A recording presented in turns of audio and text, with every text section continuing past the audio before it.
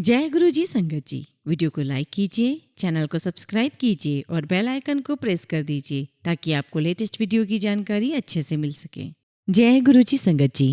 गुरु जी का अनंतम अनंतम शुक्राना। गुरु जी के श्री चरणों में कोटि कोटि प्रणाम और गुरु जी की प्यारी प्यारी संगत को जय गुरु जी। संगत जी, इंसान जीवन में गलतियां करके उतना दुखी नहीं होता जितना कि वह बार बार उन गलतियों के बारे में सोच कर होता है। जीवन के बदल जाने में कभी भी वक्त नहीं लगता, कभी कभी वक्त बदल जाने में पूरा जीवन लग जाता है। इसलिए संगत जी, आपको जो मिलता है वो आपके लिए बेहतर होता है। आप नहीं जानते, लेकिन देने वाला अच्छी तरह इस बात को जानता है। इसलिए संगत जी, गुरु जी ने हमें जो भी दिया है हमें खुले हाथ से उसे स्वीकार करना चाहिए, कोई रिग्रेट नहीं रखना चाहिए। आगे भी जो देंगे गुरु जी हमारी बेहतरी के लिए देंगे, हमारे कल्याण के लिए ही देंगे। गुरु जी के श्री चरणों में नतमस्तक होके पूरी श्रद्धा के साथ उनकी हर एक बात को मानिए, उनका अनुसरण कीजिए और जितना ज्यादा हो सके सत्संग में भाग लीजिए। संगत जी, आज का सत्संग भी बहुत सुंदर है, बहुत खास है, बहुत महत्वपूर्ण है। आप सत्संग अंत तक सुने और पूरा सुने।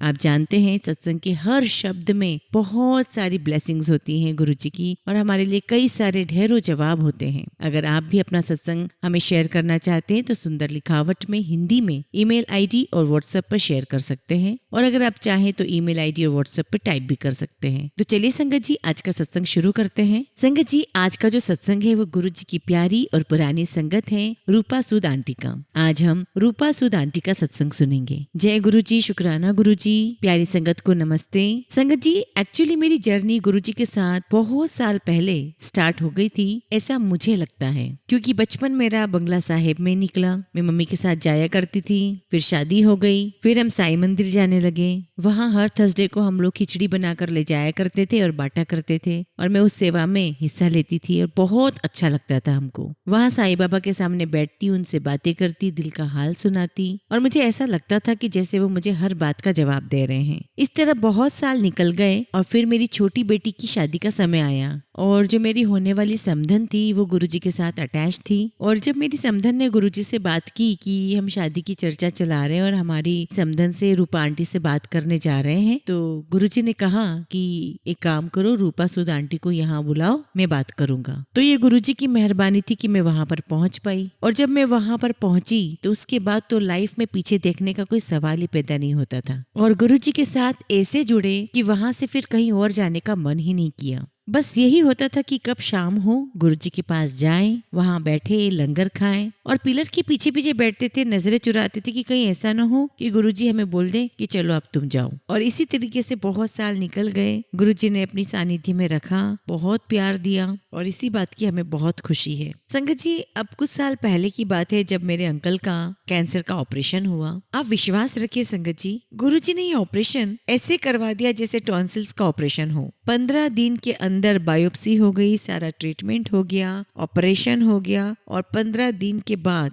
He is very fit and fine, और बिना किसी कीमो के and without any radiation. Even doctor भी बहुत सरप्राइज थे कि ऐसे कैसे वो बिल्कुल ठीक हो गए, और कैंसर भी उनके फूड पाइप के ऊपर था, और उन्हें कोई तकलीफ नहीं होती थी, ना अनइजीनेस होता था, ना दर्द होता था, ना कोई तकलीफ होती थी। बस इतना होता था कि वो खाते जरा कम थे। उनको घर के खाने में बहुत मिर्ची लगती, लेकिन जब भी लंगर आता वो बड़े शौक से खाते, उन्हें बिल्कुल मिर्ची का एहसास ही नहीं होता था। इसी लंगर ने उन्हें शक्ति दी, इसी लंगर ने उन्हें आत्मविश्वास दिया, इसी लंगर ने उनकी सारी तकलीफें दूर की। गुरुजी की कृपा से जब उनका कैंसर डायग्नोस हुआ, बड़े से बड़े डॉक्टर, बड़े से बड़े जो ऑन्कोलॉजिस्ट थे, उनका अपॉइंटमेंट हो गया, सब कुछ फिक्स हो गया, मीटिंग फिक्स हो गई, ऑपरेशन फिक्स हो गया, और 15 दिन के अंदर अंदर सब कुछ होकर के वो बिल्कुल ठीक होके बाहर आ गए। संगत जी, जो कुछ भी हुआ इनके ट्रीटमेंट में, या तो वो मंडे के दिन हुआ या वो थर्सडे के दिन हुआ। और संगत जी, मंडे को ही हमारी सेवा होती है, तो बच्चों ने मुझे कहा कि आप तो अपनी सेवा वो मंदिर में करके आ जाओ, हम सब देख लेंगे ओटी में। तब तक ओटी में सारी तैयारियां हो गई थी, और मैं मंदिर से फिर जल प्रसाद लेकर हॉस्पिटल पहुंची और उनको जल प्रसाद पिलाया, और वो ओटी में चले गए। बस ऑपरेशन हुआ, बाहर आए। बस उस रात को थोड़ा सा उन्हें अनइजी हुआ। संगत जी, नॉर्मली कैंसर पेशेंट को 6 से 7 दिन बाद छुट्टी मिलती है, और इन्हें 3 दिन बाद ही छुट्टी मिल गई। थैंक यू गुरुजी कि आपने हमें इतने बड़े कष्ट से, इतनी बड़ी तकलीफ से बाहर निकाल दिया। आपको मैं एक बात बताती हूँ संगत जी कि हमारे हमारी किचन की एक आंटी है, उनके घर पे सत्संग था और सैटरडे का दिन था और सैटरडे के दिन हमारी सेवा होती है। तो मैंने गुरुजी से अरदास की कि गुरुजी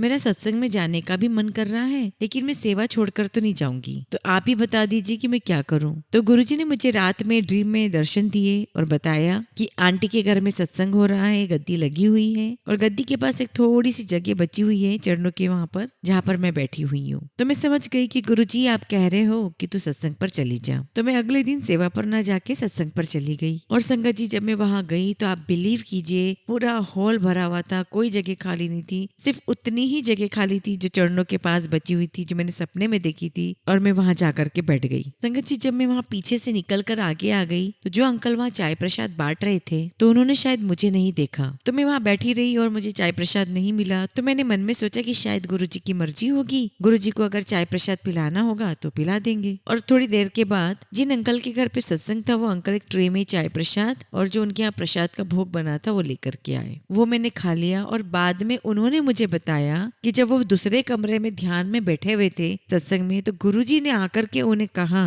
कि जा उसे प्रसाद दे, उसे प्रसाद नहीं मिला। थैंक यू सो मच गुरुजी कि आपको हर जगह अपनी संगत का, हर समय अपनी संगत का बहुत ध्यान रहता है। फिर एक बार और सत्संग हुआ संगत जी, और एक ही दिन में 2 जगह सत्संग थे। एक आंटी के घर पर था और एक अंकल के घर पर था। और संगत जी, मुझे दोनों ही सत्संग अटेंड करने का बहुत मन था, लेकिन अंकल के घर पर मैं कभी नहीं गई थी और हमेशा वो कहा करते थे कि आंटी आप हमारे यहाँ कभी नहीं आते हो। तो मैंने कहा कि अंकल कोई बात नहीं, आप दूर भी बहुत रहते हो और सत्संग का टाइम भी ऐसा रहता है कि इतनी दूर मैं आ नहीं पाती हूँ, तो कोई बात नहीं, फिर कभी किसी दिन मैं आऊंगी आपके घर पे। और संगत जी, उस दिन भी मैंने गुरुजी से पूछा कि गुरुजी आप ही बताओ कि आंटी पास रहती है मैं वहां जाऊं या अंकल जो दूर रहते मैं वहां जाऊं। और संगत जी, गुरुजी ने मुझे ड्रीम में घर दिखाया छोटा सा। उस घर के हॉल में से निकलकर हम एक छोटे से कमरे में जाते हैं जहाँ गुरुजी की गद्दी लगी हुई है, पर गुरुजी गद्दी पर नहीं बैठे हैं, वो गद्दी के पास साइड पर बैठे हुए हैं। तो मैं समझ गई कि गुरुजी आप चाहते हैं कि मैं अंकल के घर पर सत्संग में चली जाऊं। तो मैंने सोचा कोई बात नहीं, मैं कैब लेकर चली जाती हूँ। और संगत जी, जब मैं वहां पहुंची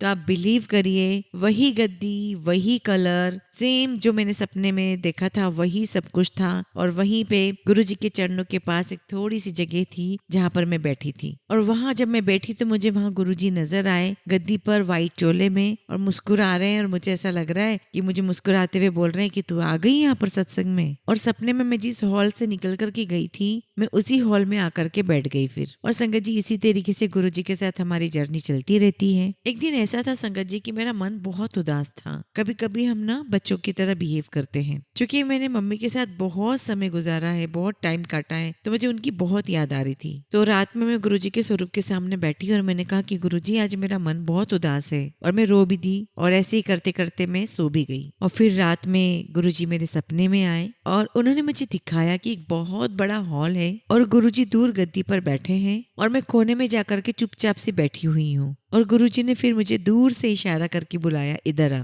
और जब मैं उनके पास जाती हूँ तो गुरुजी मुझे बोलते हैं की हुआ, क्या हुआ? तो मैंने कहा कि नहीं गुरुजी, आज मन तो बहुत उदास है, मुझे ना एक हग चाहिए। इतने में गुरुजी गद्दी से खड़े हो गए और कहते हैं चंगा फिर आजा झप्पी पाले। और मैंने इतनी कस के उनको झप्पी डाली, बहुत कस के, और मैं बहुत रोती रही और उनको मैंने छोड़ा ही नहीं। ऐसे ही एक बार गुरुजी ने हमें दूसरे अपार्टमेंट में शिफ्ट करने के लिए बोला। तो वो जो अपार्टमेंट है जिसे हमने खरीदा था वो साल भर तो ऐसे ही पड़ा रहा। तो हमने सोचा कि अब गुरुजी का हुक्म है और खाली भी पड़ा हुआ है तो शिफ्ट करते हैं। तो हमने सोचा काम वाम करवाते हैं। और जिस कमरे में हमने सोचा था कि मंदिर बनवाएंगे गुरुजी का, तो वहाँ पे हम जो भी करवाएं, इंटीरियर करवाएं, टाइल्स लगाएं, वो सब नीचे गिर जाए। उस दीवार पे जितना भी इंटीरियर करवाया वो सब नीचे गिर जाए। तो हमने गुरुजी से बोला कि गुरुजी अब हम क्या करें, कैसे हम वहाँ पर शिफ्ट होंगे फिर? तो गुरुजी ने हमें फिर दिखाया कि वो कहाँ बैठना चाहते हैं, कहाँ उनका स्वरूप लगाना है। उसके बाद जब सब चीज फाइनल हो गई, अपार्टमेंट का काम भी शुरू हुआ, खत्म भी हो गया और हम लोगों ने शिफ्ट कर लिया।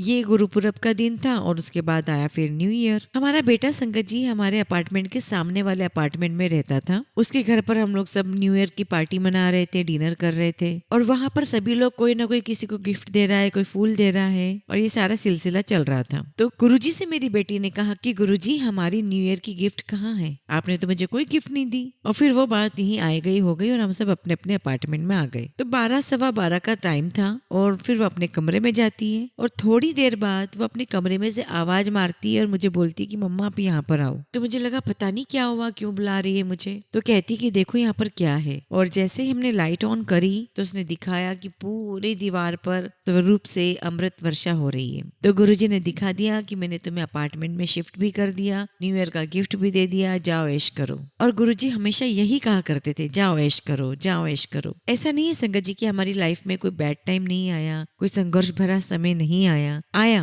लेकिन उस समय भी हमें ऐसा ही लगा कि गुरुजी दीवार बनकर खड़े हैं, कभी गिरने नहीं देंगे हमें। तो नेक्स्ट ईयर हम लोगों ने गुरुपुरब वाले दिन सत्संग का प्लान कर रहे थे और हम लोग डिसाइड कर रहे थे कि कैसे क्या करना है, क्या लंगर रखना है, ये सारे अरेंजमेंट में हम बातें कर रहे थे। लेकिन संगत जी जो भी हम लिस्ट बना रहे थे वो पूरे ही नहीं हो पा रही थी, कभी कुछ रह जाए, कभी कुछ रह जाए। तो गुरुजी ने फिर मेरी डॉटर को ड्रीम में दर्शन देके बताया कि छोटा सत्संग रखना है, ज्यादा लोगों को नहीं बुलाना है, सिर्फ फैमिली सत्संग करना है। तब से हम फैमिली सत्संग ही करते आ रहे हैं और संगत जी हर महीने सत्संग होता है और फैमिली सत्संग ही होता है। थैंक यू सो मच गुरुजी कि आप सारी संगत का कितना ध्यान रखते हो, कितना प्यार करते हो। लख लख शुक्राना गुरुजी, लख लख शुक्राना। एक बार संगत जी मैं मार्केट में खड़ी थी, एक शॉप में थी मैं और कुछ सामान खरीद रही थी और उस समय मुझे ऐसा लगा जैसे किसी ने मुझे पीछे से धक्का मारा। जैसे नॉर्मली हम लोग लाइन में खड़े रहते हो तो कोई हमें पीछे से धक्का देता है आगे बढ़ने के लिए, तो मुझे ऐसा लगा कि किसी ने मुझे पीछे से धक्का दिया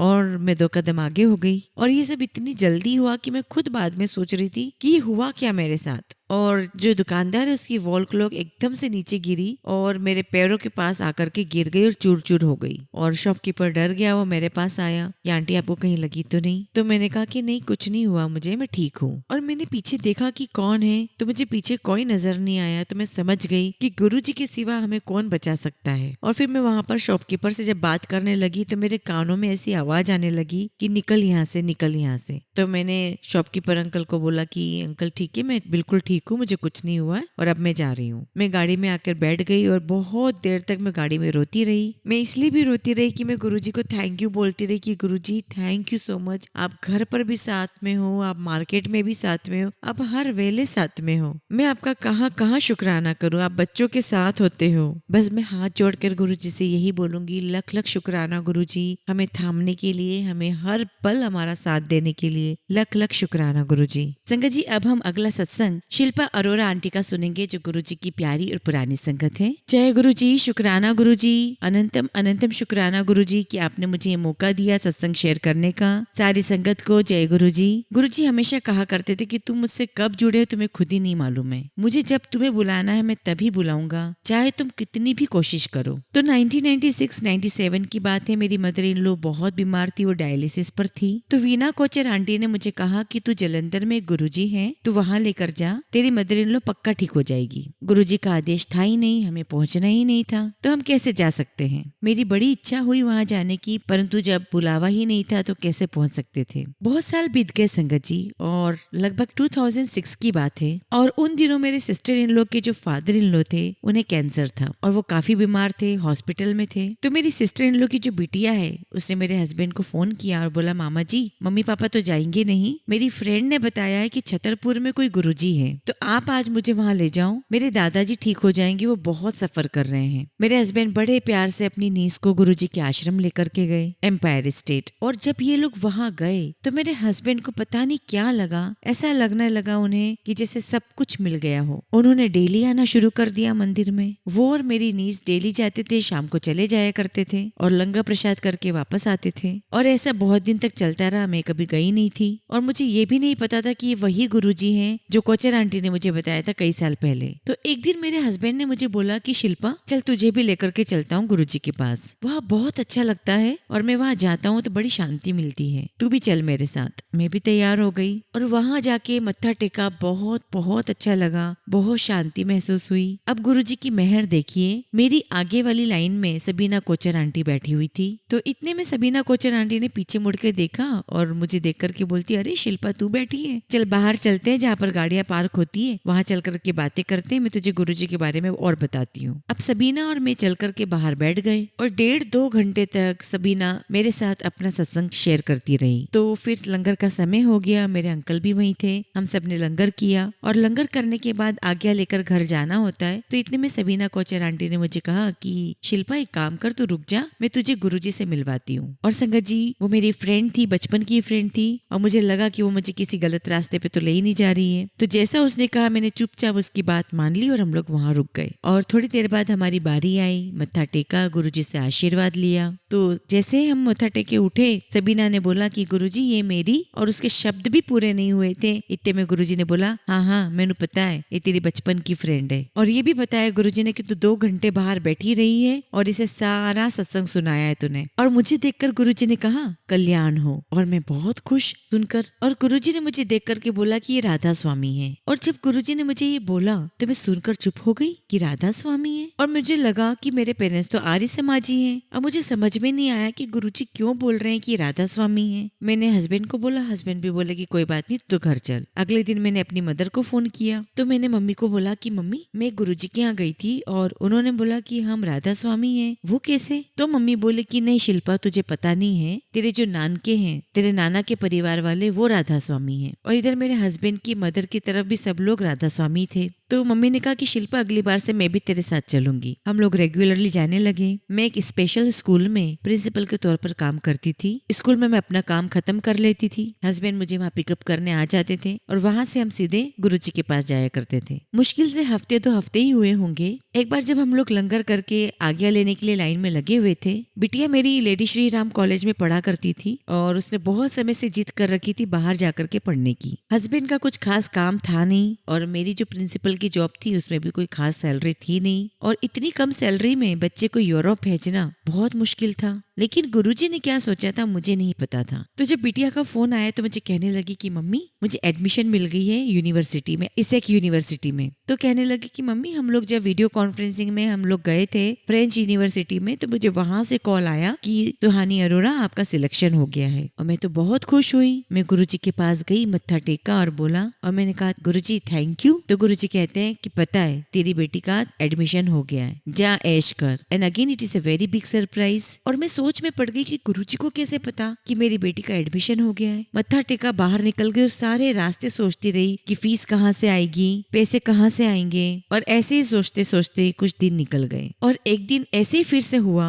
कि हम लंगर करके बाहर निकले और बिटिया का फिर फोन आया और कहने लगी कि मम्मा ऑल ओवर वर्ल्ड से केवल 7 बच्चे स्कॉलरशिप के लिए सिलेक्ट हुए हैं। और मम्मा मैं स्कॉलरशिप के लिए बैठी थी और मुझे स्कॉलरशिप मिल गई है। और वो फ्रेंच यूनिवर्सिटी की स्कॉलरशिप थी जिसमें उसका वहाँ रहना, खाना पीना, आना जाना सब कुछ उसमें शामिल था। बस हमें शुरुआत के कुछ 2-3 लाख रुपए जमा करने थे, बाकी सारी फीस इसकी फ्री थी। उसका 2 साल का प्रोग्राम था, लेकिन 1 साल इंटर्नशिप उसको पेरिस में ही करनी थी। बड़े खुश हुए, गुरुजी का आशीर्वाद लिया, मत्था टेका। मैं आपको बता नहीं सकती संगत जी, हम उस वक्त कितने खुश थे। जब मेरी बिटिया का जन्म हुआ था तो उसके नाम पर हमने कुछ एफडी की हुई थी, तो एफडी तोड़ी, उसके पैसे हमने जमा किए और कुछ देना नहीं पड़ा और बड़ी आराम से वो चली गई। और मेरी बिटिया के जाने से पहले ही गुरुजी ने थोड़े समय पहले ही समाधि ले ली थी। और जब गुरुजी ने समाधि ली तो उन दिनों मुझे सुखी आंटी मिली थी। सुखी आंटी जो है वो लंदन में ही रहती हैं और जब उन्हें पता चला कि गुरुजी ने समाधि ले ली है तो वो आई हुई थी।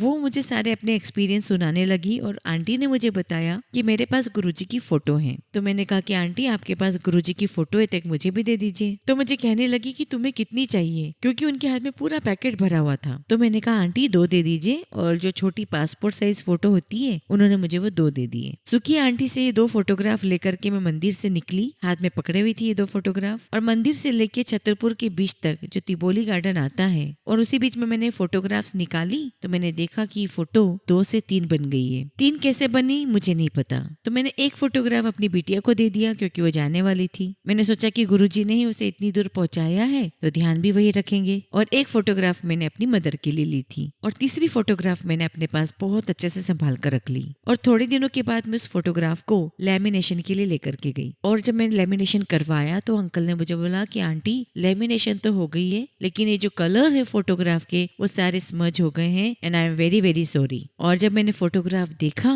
तो मैं बहुत खुश हुई क्योंकि कलर फैले नहीं थे, उसमें बहुत सारे ओम आ गए थे। गुरुजी के माथे पर ओम था, उनके हाथों के नीचे ओम था।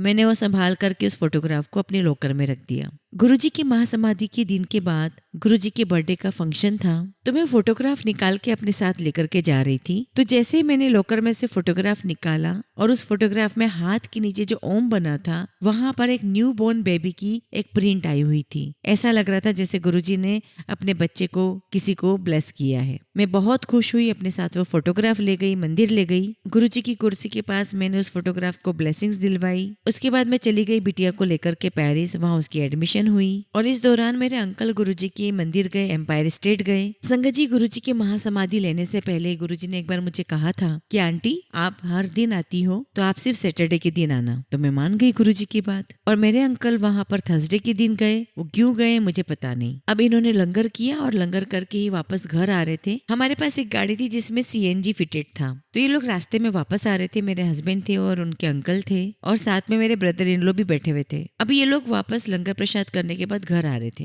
तो जब इनकी गाड़ी रजौरी गार्डन के रेड लाइट के पास रुकी, सामने ही गुरुद्वारा है, तो हुआ क्या संगत जी की इनकी गाड़ी थर्ड थी लाइन में और संगत जी पीछे से एक ट्रक आया और उस ट्रक के साथ इनका बहुत बड़ा एक्सीडेंट हुआ। उस ट्रक ने पीछे से इनको टक्कर मारी और बहुत स्पीड से वो ट्रक आ रहा था, करीब 110 की स्पीड से आ रहा था और हमारी जो गाड़ी है संगत जी वो बिल्कुल क्रश हो गई। और संगत जी पूरी गाड़ी क्रश हो गई थी, सैंडविच बन गई थी। और जो आसपास लोगों ने इस एक्सीडेंट को देखा वो यही सोच रहे थे कि जो भी इस कार के अंदर होगा वो निश्चित कोई नहीं बचेगा। लेकिन गुरुजी की मेहर है, गुरुजी का लंगर प्रसाद कर कर आए थे। तो गुरुजी हमेशा कहा भी करते थे कि मेरे पास आओगे तो मैं तुम्हें घर भी ठीक ठाक पहुंचाऊंगा। अब उस क्रश गाड़ी में से मेरे अंकल और मेरे ब्रदर इन लो दरवाजा खोलकर बाहर निकले। उनको कहीं भी कोई स्क्रैच नहीं, बिल्कुल ठीक ठाक कंडीशन में बाहर निकले और ये लोग तीनों आराम से घर चले गए। और इनमें से किसी ने मुझे बताया ही नहीं, ये सोच करके मैं बहुत परेशान हो जाऊंगी, तकलीफ होगी। और जब मैं वापस आई तो मैंने वो गाड़ी पुलिस स्टेशन में देखी। मुझे गाड़ी को देखकर लगा कि जैसे किसी गाड़ी को डंप कर दिया जाता है वैसी लग रही थी। वो गाड़ी पूरी तरीके से खत्म हो चुकी थी लेकिन मेरे अंकल बिल्कुल परफेक्ट खड़े थे। गुरुजी की मेहर थी। टाइम बीतता गया संगत जी, कुछ साल बीते और मेरे फादर इन लोग को कैंसर हो गया, थ्रोट कैंसर। ना वो स्मोक करते थे, ना वो तंबाकू सिगरेट कुछ भी नहीं करते थे और इवन वो ड्रिंक भी नहीं करते थे। तो उन्हें थ्रोट कैंसर कैसे हुआ नहीं मालूम। जनवरी का समय था और घर के पास के एक हॉस्पिटल में हमने उन्हें एडमिट किया हुआ था और काफी दिन तक वो हॉस्पिटल में रहे और फाइनली डॉक्टर ने जवाब दे दिया कि अब हम इनका कुछ भी नहीं कर सकते, अब इन्हें घर ले जाइए या आप जो मर्जी चाहे वो करें लेकिन यहाँ से ले जाइए क्योंकि अब हम कुछ भी नहीं कर सकते। बेटे के बोर्ड एग्जाम्स थे, मेरा घर का काम था, स्कूल का काम था। बहुत बहुत मुश्किल समय हमारा निकला था और जब हमें डॉक्टर ने मना कर दिया कि अब आप यहाँ से ले जाइए तो दिल्ली के हार्ट एंड लंग इंस्टीट्यूट के जो डॉक्टर हैं उनकी बात मेरे हस्बैंड से हुई। तो उन्होंने कहा कि आप है ना इनको हमारे हॉस्पिटल ले आइए, हम इनका ट्रीटमेंट वहीं करेंगे। अगले दिन वहां से एम्बुलेंस आई और हमने वहां पर हार्ट एंड लंग जो इंस्टीट्यूट था वहां एडमिट करवा दिया। और जब हम हॉस्पिटल पहुंचे और वहां पे जो फॉर्मेलिटीज चल रही थी, एक फॉर्म साइन करवाया जाता है कि अगर पेशेंट को कुछ होता है तो हमारी जिम्मेदारी नहीं है, तो सारी फॉर्मेलिटीज चल रही थी। और संगत जी उसी समय पर गुलाब की खुशबू इतनी तेज आने लगी, इतनी तेज आने लगी कि ऐसा लग रहा था कि वहीं आसपास कहीं बहुत सारे गुलाब रखे हों। मैं समझ गई थी कि मेरे गुरुजी मेरे साथ में हैं और बाबूजी को कुछ भी नहीं होगा। वहां पर पता चला कि 4th स्टेज का कैंसर है। फिर राजीव गांधी इंस्टीट्यूट में इनका इलाज चला और 4 साल उन्होंने कैंसर के साथ निकाले। और गुरुजी की इतनी मेहर रही कि मेरे फादर इन लोग को कुछ भी पता नहीं चला, कोई तकलीफ नहीं, कुछ भी नहीं। जैसे कीमो के बाद हेयरफॉल होता है, बॉडी एक होती है, ऐसा कोई सिम्टम्स मेरे फादर इन लोग में नजर नहीं आए। तो इस प्रकार से गुरुजी की बहुत कृपा रही और इस प्रकार से गुरुजी की कृपा रही और उन्होंने फादर इन लोग को पूरी तरीके से ठीक कर दिया। संगत जी, गुरुजी की अनंतम ब्लेसिंग्स हैं, कई सारी ब्लेसिंग्स हैं, कई सारे सत्संग हैं। आगे जब भी गुरुजी मौका देंगे मैं अपना सत्संग और शेयर करूंगी। अभी मैं अपनी वाणी को यहीं विराम देती हूँ। जय गुरुजी, शुक्राना गुरुजी। संगत जी, हमेशा की तरह हम सत्संग का अंत एक बहुत ही खूबसूरत कहानी से करेंगे। किसी नगर में एक वैद्य रहते थे। उनका व्यवहार बेहद कुशल और विनम्र था। इसलिए वे उस पूरे इलाके में बहुत इज्जत भी पाते थे। वे अपनी चिकित्सा आश्रम में ही रोगियों का इलाज करते थे। एक बार एक सेठ अपने बच्चे को दिखाने उस वैद्य के पास पहुंचा। बच्चे को देखने के बाद वैद्य ने एक पुड़िया दवा दी और पुर्जे पर आगे चलने वाली दवा लिख दी। सेठ ने वैद्य से पूछा, क्या फीस देनी होगी? वैद्य ने कहा, आप मुझे 100 सोने की अशर्फी दे दीजिए। ये बात पास बैठा दूसरा मरीज सुन रहा था, जो बेहद गरीब था। उसने सोचा कि इतनी फीस मैं कैसे दे पाऊंगा। ये सोचकर वो चुपचाप उठकर जाने लगा। वैद्य ने उससे पूछा तो उसने सारी बात बता दी। तो वैद्य ने कहा, तुम यहीं बैठो, तुम्हारा इलाज मुफ्त में होगा। जब तुम ठीक हो जाओ तब आश्रम आकर दूसरों की सेवा कर देना। यह बात सुनकर सेठ मनी मन क्रोधित हो गया और वैद्य को बोला, वैद्य जी, आप तो बहुत घटिया इंसान है। मेरा पैसा देखकर आपको लालच आ गया और मुझसे इतनी बड़ी रकम मांग बैठे, जबकि इसका इलाज आपने मुफ्त में ही कर दिया। मुझे आपसे ऐसी उम्मीद नहीं थी। वैद्य मुस्कुराते हुए बोले, नहीं सेठ जी, ऐसी बात नहीं है। दरअसल मेरे आश्रम को चलाने के लिए मुझे 2 चीजों की आवश्यकता होती है, धन